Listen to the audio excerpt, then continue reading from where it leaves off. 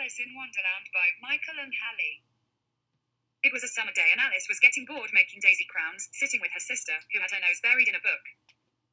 Suddenly, a little white rabbit with pink eyes ran in front of her shouting, "Oh dear, I'm late, oh dear." The rabbit pulled out a pocket watch and checked the time. He shook his head and then disappeared down a rabbit's hole. "I must find out why he's in such a hurry," cried Alice. Filled with curiosity, she ran to the rabbit's hole and peeped through the entrance. The hole dropped suddenly and Alice fell. "When will I ever reach the bottom of this hole?" she shouted while falling helplessly downwards. Finally she landed in a long, narrow hallway with doors of many sizes. On a three-legged table, Alice found a tiny gold key and a green bottle that said, "Drink me." "This key must fit one of the doors," she said. "It's the one behind the table," she cried, "but I'm too big to fit through such a little door." "Maybe the potion in that bottle will help me," she decided. And she drank it. Alice began to shrink until she was no bigger than a doll. She opened the door and quickly ran through it. "What a magnificent garden!" she exclaimed. "Why, I'm no bigger than the insects that crawl on these flowers." But the excitement soon wore off. Alice grew bored with her tiny size. "I want to be big again," she shouted. Her shout startled the white rabbit, who ran past her again. Mistaking her for his maid, he ordered, "Go to my cottage and fetch my gloves and fan." Alice was confused by the rabbit's behavior.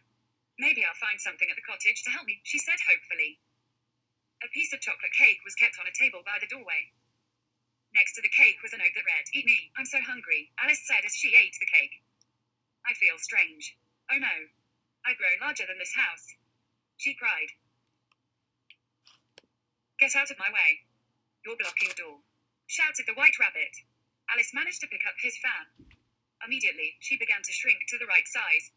"Oh, finally I'm the perfect size." As Alice walks down a path, she comes across a tiny house. How lovely. A little house. As she walked up to the door and knocked, a strange man opened the door and said, "Are you here to help me?" says the Mad Hatter as he answers the door. "No one believes me. They say I'm fine, but I know I am not okay." "How can I help?" said Alice. "How are you feeling?" asked Alice, who is very concerned. Mad Hatter explains, "I have water coming out from under my arms, and I feel like my head is going to explode." "You gotta help me, Alice." As Alice tries to find a way to help the Mad Hatter, she finds others and asks them, "Well, hello there, I was wondering if you could help me with the Mad Hatter, I believe he is sick." But they ignored her. They were trying to wake the Dormouse. "Why won't no one help the Mad Hatter?" says Alice. "Maybe the Queen will help," says the Mad Hatter. "Let's go see her," replied Alice. Alice and the Mad Hatter start making their way down to the castle as the Queen is playing croquet with flamingos and hedgehogs. Alice was confused but had to stay focused on what she had to do. Before Alice could say anything, the Queen says, "White roses. I hate white roses, they are supposed to be red." Off with their head. Yelling at the card-shaped gardeners. The Queen quickly turned around and said, "You," pointing at Alice, "do you know how to play croquet?" "Yes," Alice timidly answered. "But I've never used a flamingo or a hedgehog." "Play with me," ordered the Queen, "and let me win or I'll have your head." Alice tried her best to play, but she had trouble with her flamingo. "Off with her head," cried the Queen. Alice shouted out, "No, you cannot. You must help the Mad Hatter. He is deeply sick," but Alice didn't know the Mad Hatter and what demons he had. The Queen quickly interfered, "But do you know the Mad Hatter?" "Because if you did you would know, he has illness anxiety disorder, also known as hypochondriac." Alice was shocked and confused. Alice wanted to help the Mad Hatter, so she decided to help him through the loops to help him get his life back with therapy and antidepressants. As the days went by, the Mad Hatter started to feel in control again and was grateful Alice never gave up on him through a dark path in his life and can enjoy life to the fullest.